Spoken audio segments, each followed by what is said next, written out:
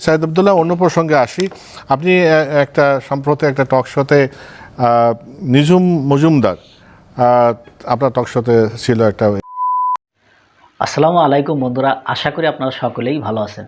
তো আজকে যে বিষয়টা নিয়ে আপনাদের মাঝে হাজির হয়েছে সেটি হচ্ছে, আপনারা কয়েকদিন আগে একটা টক শো দেখেছিলেন। তো সেখানে নিঝুম মজুমদার ছিল এবং সাইদ আব্দুল্লাহ ছিল। তো তাকে হারপিক দেখানোর কারণে নিঝুম মজুমদার ক্ষেপে যান এবং রাগারাগি করেন, গালাগালি করেন। তো সেই বিষয়টা নিয়ে মুখ খুলেছেন সাইদ আব্দুল্লাহ, যে আসলে কী কারণে তাকে হারপিক দেখিয়েছিলেন, এর পিছনের ব্যাখ্যা কী। তো চলুন আমরা তার মুখ থেকে সে কথাগুলো একটু শুনি। সাইদ আব্দুল্লাহ, অন্য প্রসঙ্গে আসি। আপনি সম্প্রতি একটা টক শোতে নিঝুম মজুমদার আপনার টক শোতে ছিল একটা এতে, আপনি তাকে হারপিক দেখিয়েছেন এবং বেশ এটা ভাইরাল হয়েছে। আপনি প্রথম কথা নিঝুম মজুমদারকে কিভাবে চেনেন, সে কে, এবং তাকে কেন দেখানো লোক? হ্যাঁ, এবং হারপিক কেন দেখিয়েছিলেন?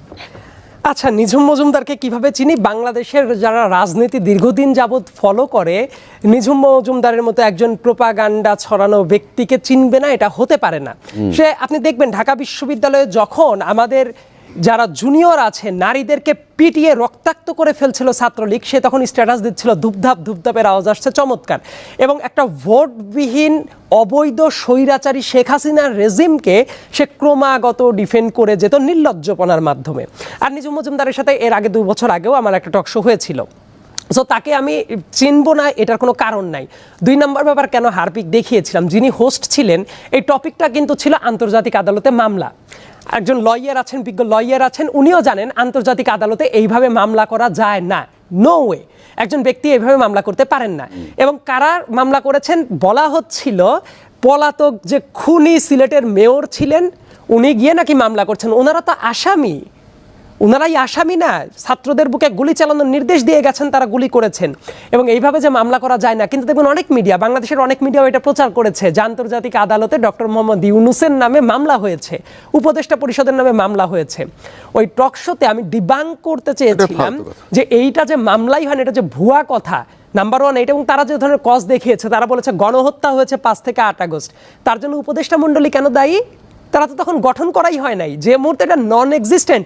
আপনি বলেন 5 তারিখ 6 তারিখ 7 তারিখে উপদেষ্টা মণ্ডলী ছিল, তাদের নামে মামলা করছে, আবার বলছে গণহত্যা হয়েছে। গণহত্যা হওয়ার জন্য পার্টিকুলার শর্ত আছে, জেনোসাইড কনভেনশন কিন্তু আছে, 4টা পার্টিকুলার শর্ত পূরণ করতে হয়, তার কোনোটাই ওই জায়গায় নাই। কাজেই এটা একদম ভয়ডা বিনিশ্চয় জিনিস। কিন্তু তারপরেও তারা এই যে অপপ্রচার, তারা কিন্তু এটা চালাচ্ছিল।